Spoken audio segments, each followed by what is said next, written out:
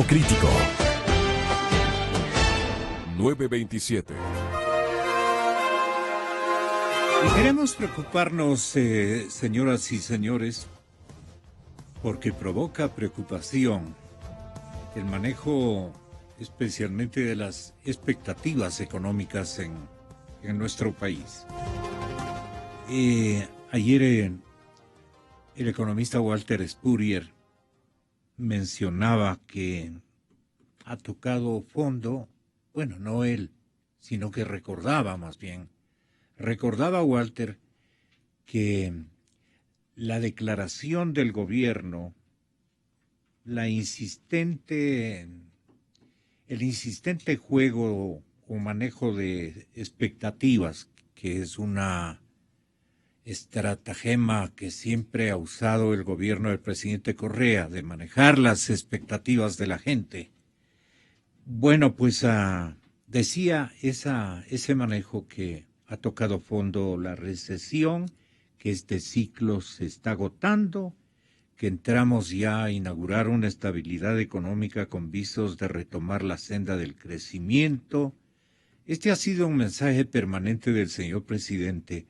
Le ha hecho un seguimiento adecuado el señor presidente o gerente del Banco Central, el economista Martínez, pero mucho más que los dos personajes de esto se ha ocupado en el juego de expectativas el señor ministro de Economía, el señor ministro de Economía y Finanzas. No importa quién, pero lo que ellos creen es que cada oportunidad que les brindamos los medios, ellos recalcan el tema de la mejoría de los indicadores. Y siempre y permanentemente están hablando de la convalescencia de la liquidez, el retorno del superávit comercial, que ya no estamos en déficit comercial, que la balanza comercial y la balanza de pagos van viento en popa. Y dicen que los grandes proyectos de inversión continúan y que hay mucho dinero que está interesado en venir al Ecuador. Esto es un juego de expectativas, es parte de una estratagema de carácter político y de aparente destreza para manejar un Estado, un gobierno. Pero esto no tiene asidero cuando las cosas van tan mal, cuando el modelo se ha agotado, cuando se están apenas consumiendo los 2.500 millones de dólares que se lograron en créditos hace un par de meses, se los está agotando y llegará un momento mucho más complicado que el que estamos atravesando, con una pérdida increíble, especialmente de empleo.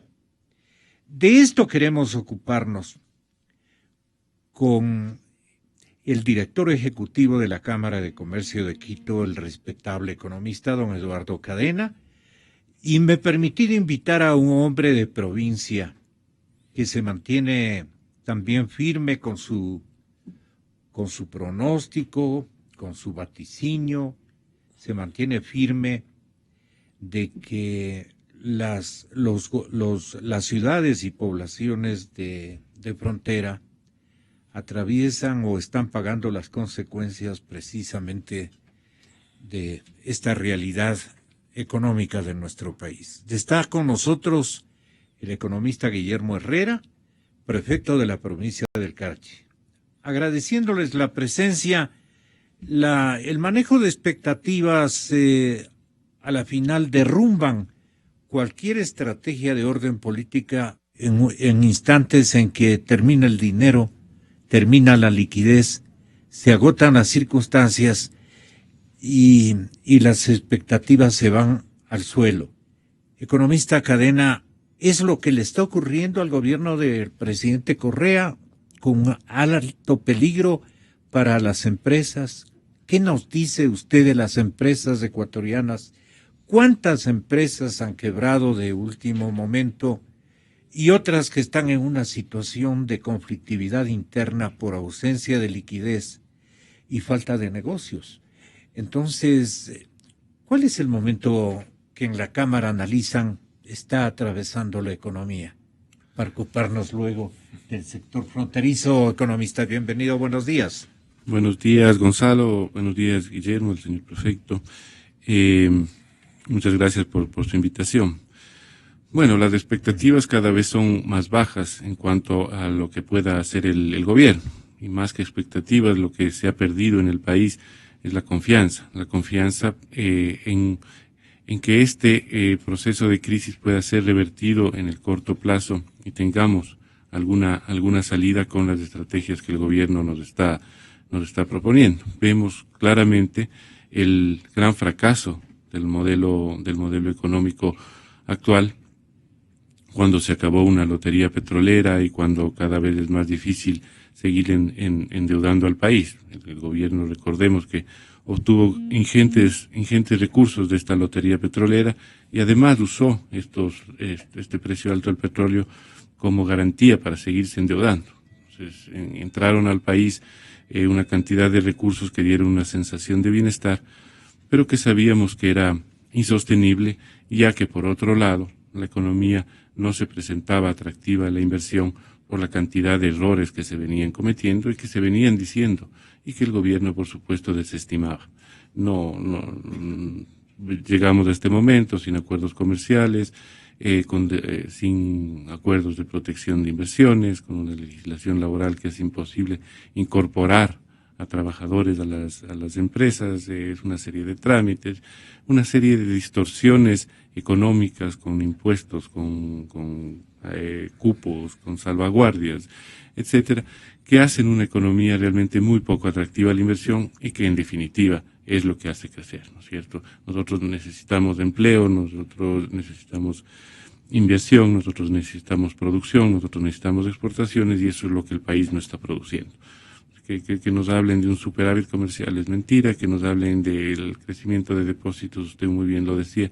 Si usted se endeuda al chulco y deposita eso en el banco para pagar las deudas que tenía desde antes, eso no es un síntoma de crecimiento ni de bienestar. Eso es simplemente que usted se endeudó al chulco. Se está autoengañando incluso. Y que está pagando las cuentas atrasadas y que el próximo mes va a tener que enfrentarse al chulco. Entonces, esas señales de crecimiento no son verdaderas. Lo del superávit comercial.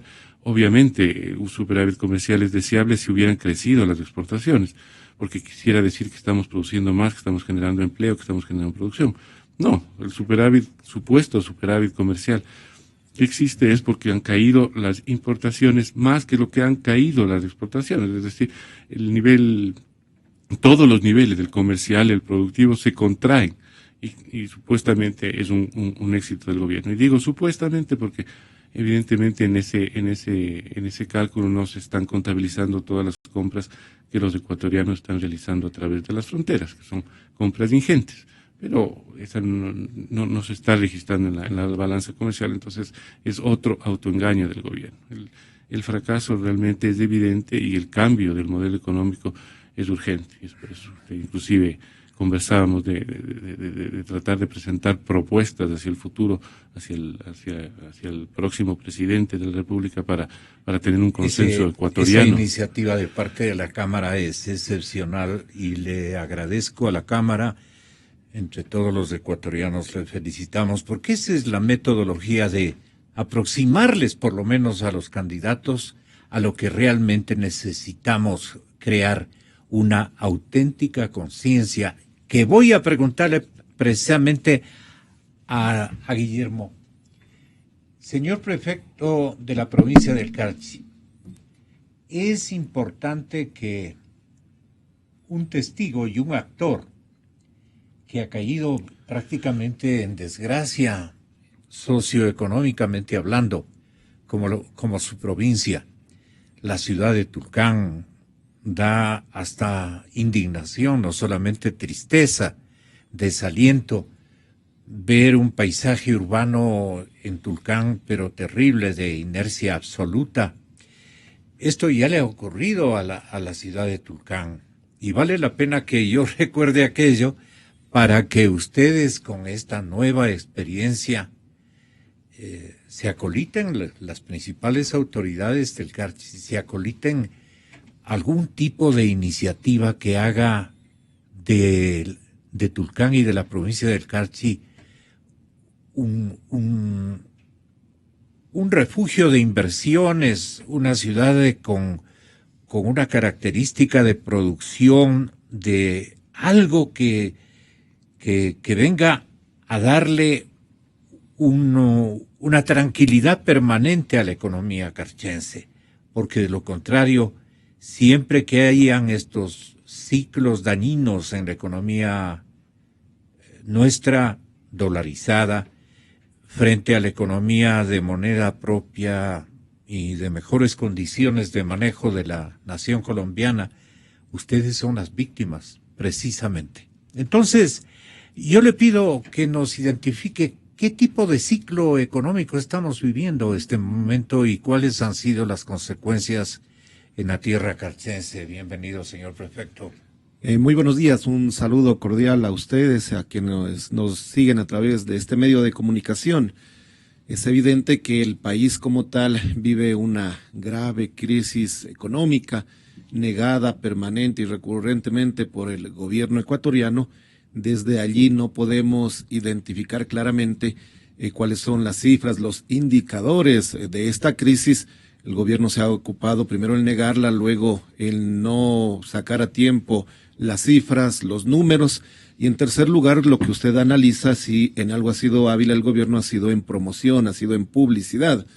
Pero cualquier estudiante de marketing sabe que una buena gestión al frente de un gobierno local o de una empresa privada puede solventar una buena publicidad, pero una mala gestión, malos resultados no puede solventar una publicidad indefinidamente, y eso es lo que le está pasando al gobierno.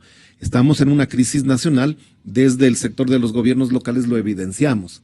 6 meses aproximadamente que estamos pidiéndole al ministro de Finanzas, pidiéndole al presidente de la República, sentémonos, conversemos, díganos cuál es la realidad, establezcamos un plan de pagos para que la inversión pública en los territorios se dinamice. Mire, actualmente a la prefectura del Carchi, que es una de las más pequeñas del país, este gobierno le adeuda más de 7 millones de dólares, es decir, alrededor del 40% del total de transferencias que tiene que hacer en este año. En conjunto a las prefecturas del país, la deuda debe ir aproximadamente en los 230 millones de dólares. Entonces, señor presidente, ¿cuáles son los síntomas de reactivación si no usted se hubiera empezado ya a igualar con las rentas y recursos para los gobiernos locales?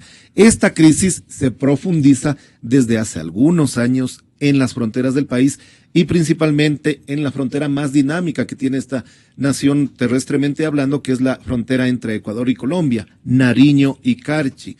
Una frontera que a lo largo de la historia ha permitido que los actores económicos, comerciantes, sector de transporte pesado, sector logístico vinculado con importaciones y exportaciones, genere un impulso.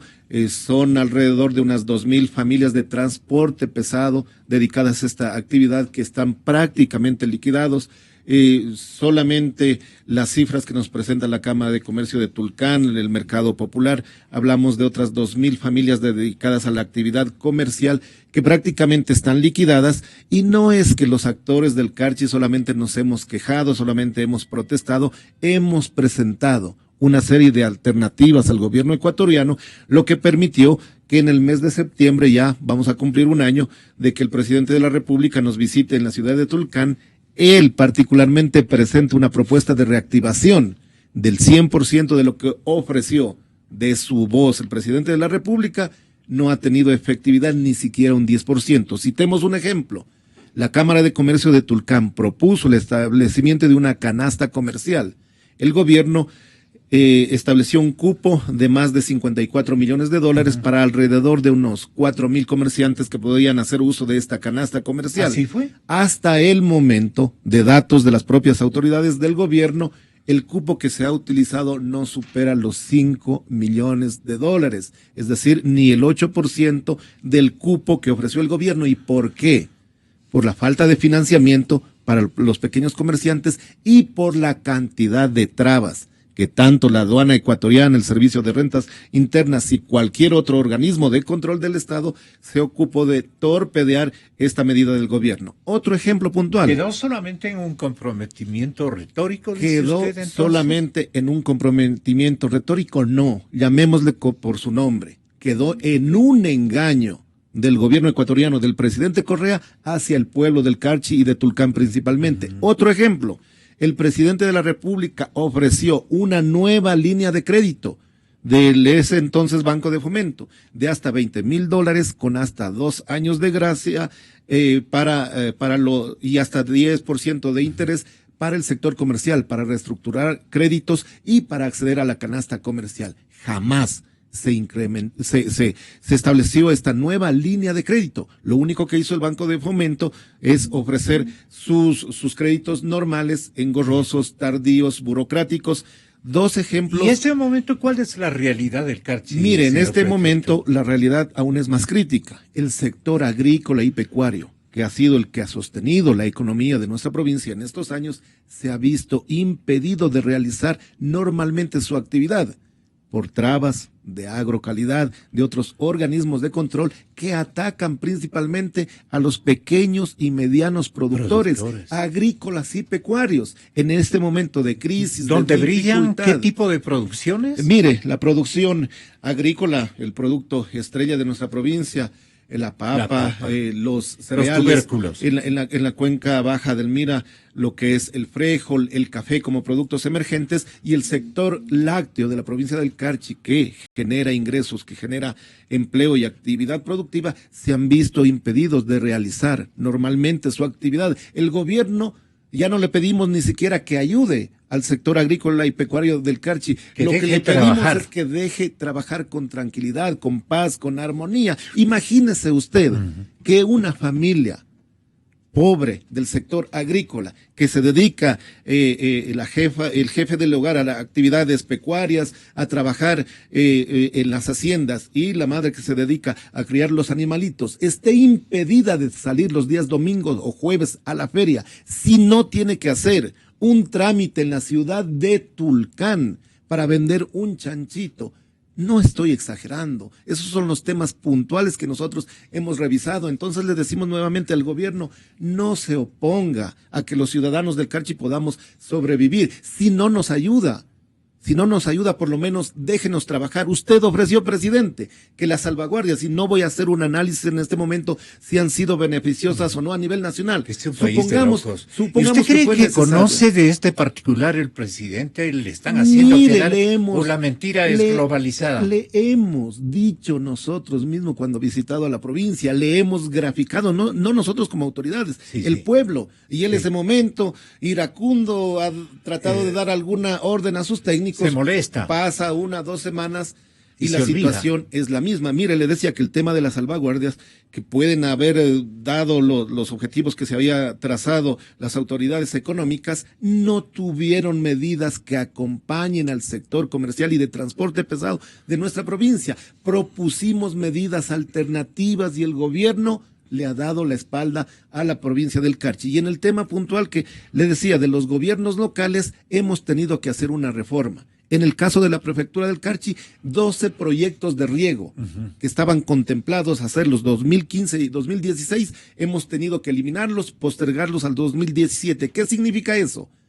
Que 2,000 hectáreas productivas van a dejar de tener riego en este año por el incumplimiento del gobierno nacional. Señor presidente, si eso no es crisis, dígame usted cómo le calificaría. Usted, que es un buen economista, que sabe tanto de materia económica, ¿por qué no le dice la verdad al país? ¿Por qué no se pone serio y nos plantea soluciones viables a las fronteras y soluciones viables a los gobiernos locales? Señor director ejecutivo de la Cámara de Comercio de Quito, economista Eduardo Cadena, ¿cuál es el modelo que podría sustituir a un momento de tanta emergencia de una provincia sufrida,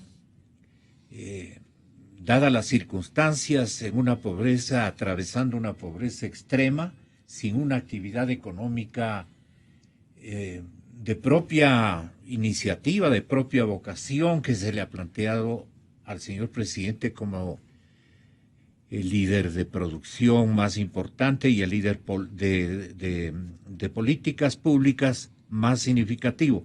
Pero usted está escuchando, economista Cadena, ¿qué cabe en el Carchi, por ejemplo, en términos de producción y de comercio? ¿Qué modelo se podría inscribir como modelo emergente y alternativo a la situación que están atravesando los carchenses?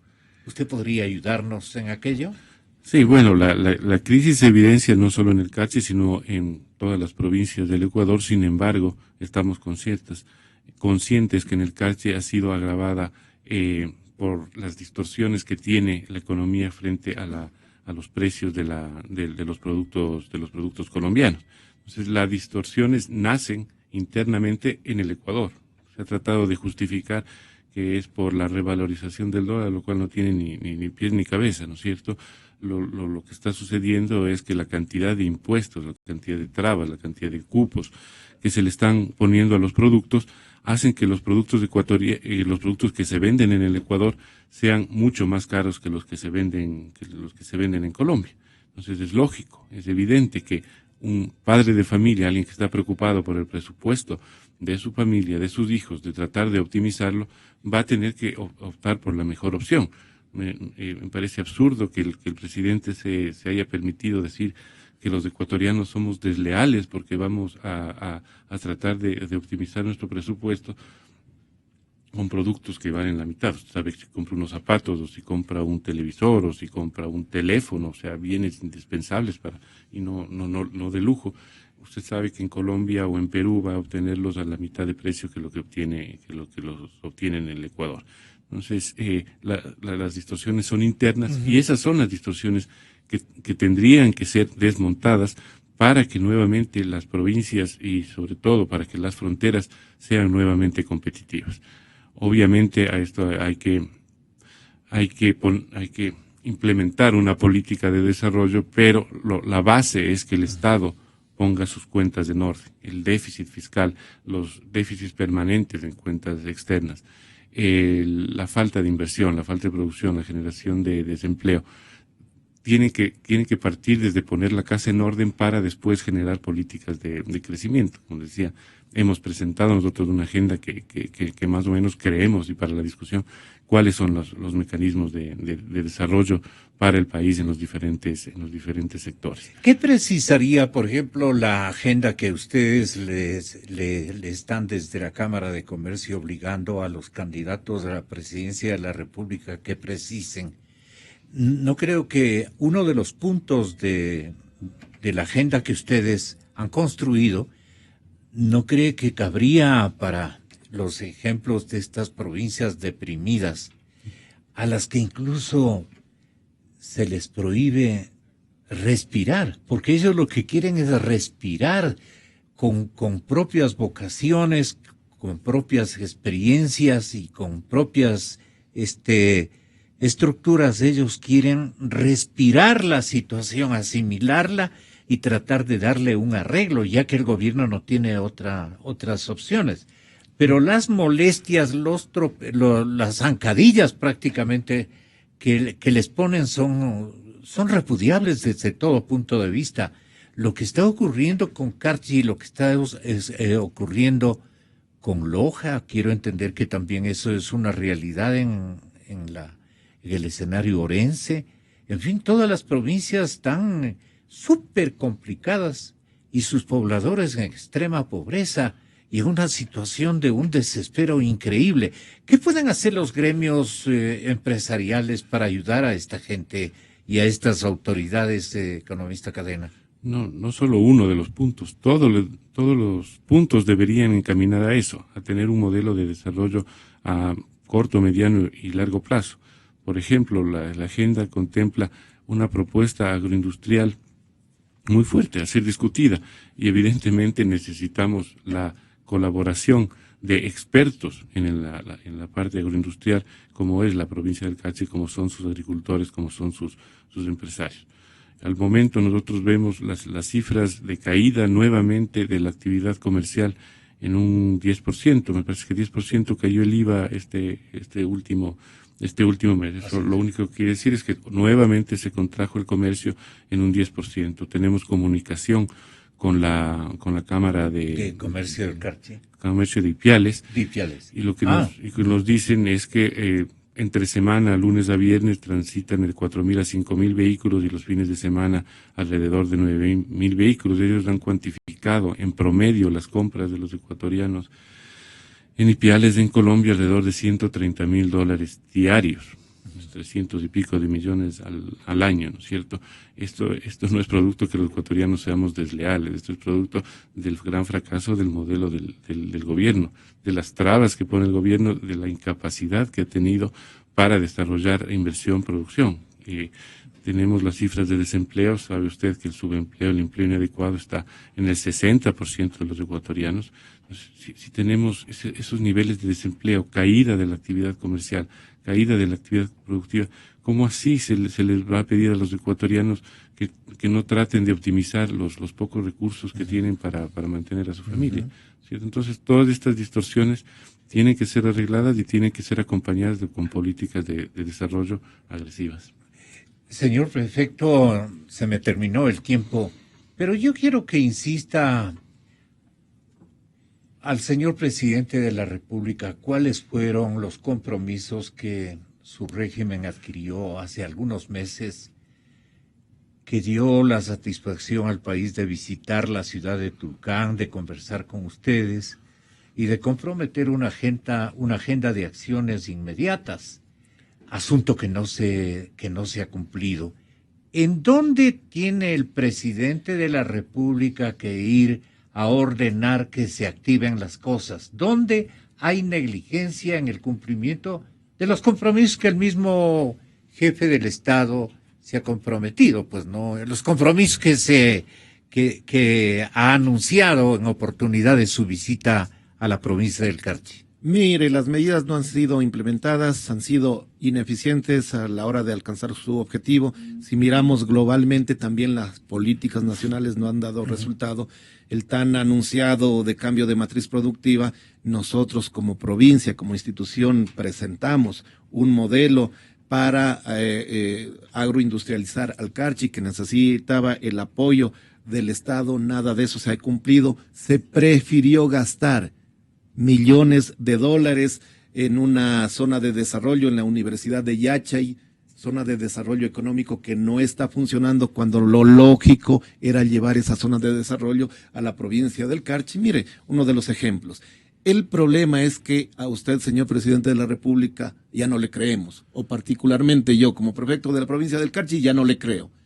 Es mejor que hasta mayo usted no vuelva a Tulcán, no vuelva al Carchi, porque ya le ha dado la espalda a nuestra población. Déjenos trabajar, déjenos presentar al nuevo gobierno, cualquiera que éste sea, una propuesta de desarrollo para el Carchi y para las fronteras del país. Ojalá que el nuevo gobierno tenga dotes de estadista, tenga seriedad con el país y no le vuelva a dar la espalda al pueblo como sentimos nosotros que usted lo está haciendo. Está dicho.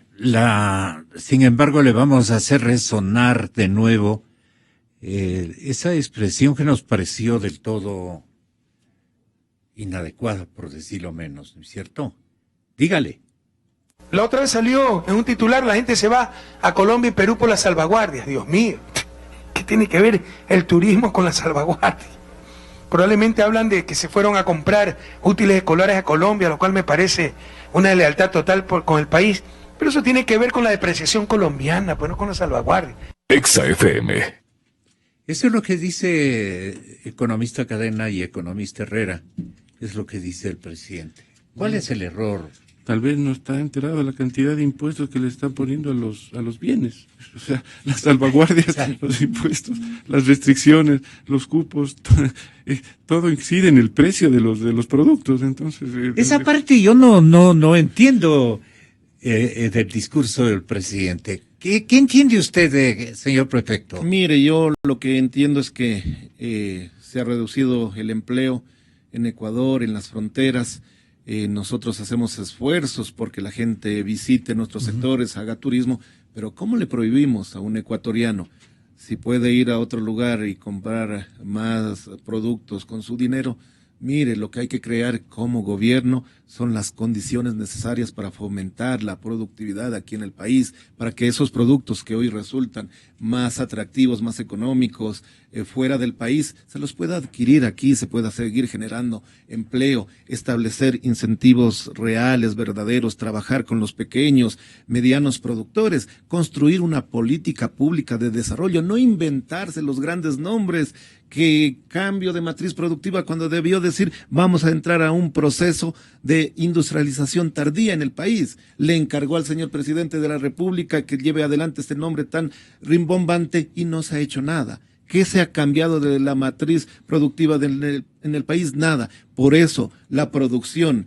industrial en el país se ha reducido en estos 10 años de gobierno. Ahí están los pobres resultados. Entonces, a través de una política económica coherente, se puede hacer mucho para mejorar la productividad de este país, para ser competitivos, para que el dinero quede aquí dentro de nuestras fronteras y para que la demanda también a través de la generación de empleo sea mayor en el Ecuador. Mire, el presidente de la República lo conoce, tiene una gran formación como economista, pero los resultados no le han dado. Yo discrepo mucho de lo que se habla en muchos análisis, que el modelo ha fallado. Miren, no ha habido modelo, ha sido el populismo en su máxima expresión el que nos ha estado gobernando estos 10 años. Usted lo ha dicho, y lo ha dicho con entereza, y es una verdad al 100%. Eduardo Cadena, Guillermo Herrera, han visitado los estudios de la cadena Democracia con este mensaje de sano reclamo. Pero mañana continuaremos buscando la verdad. No es solo un concurso de frecuencias, es la batalla decisiva por la libertad.